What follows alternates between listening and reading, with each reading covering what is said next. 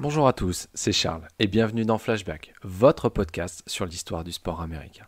Et aujourd'hui, on retrouve la NFL avec l'annonce de la démission du commissaire de la NFL, Pete Rozelle.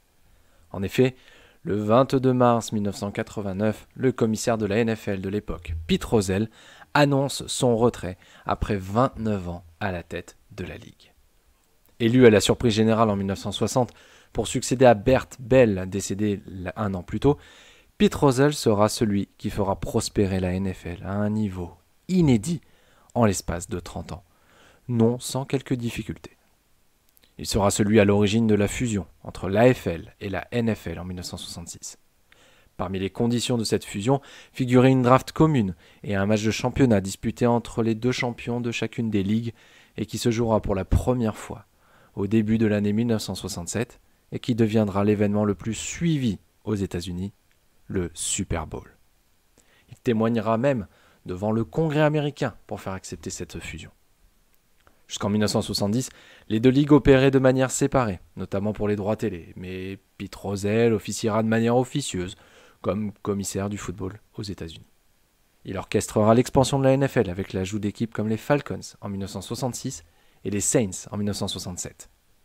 En 1970, Pete Rozelle proposera le concept du Monday Night Football à ABC, diffuseur de l'époque, qui verra l'opportunité extraordinaire de cette diffusion. Le premier match opposera les Browns aux Jets en septembre 1970. Durant cette décennie, Pete Rozelle continuera l'expansion de la NFL avec deux nouvelles équipes, les Tampa Bay Buccaneers et les Seattle Seahawks en 1976. Plus aucune franchise ne sera ajoutée sous son mandat. La décennie 80 verra son opposition frontale avec les propriétaires des Raiders, et notamment Al Davis. En effet, le propriétaire des Raiders attaque en justice la NFL pour forcer la relocalisation de la franchise à Los Angeles. Le procès sera finalement perdu par la NFL, et les tensions entre les deux hommes seront à leur paroxysme. Comble de l'ironie, les Raiders remporteront le Super Bowl 15, et Pete Rozelle a dû remettre le trophée à Al Davis. Les Raiders reviendront finalement à Oakland en 1995 avant de repartir pour leur destination d'aujourd'hui, Las Vegas.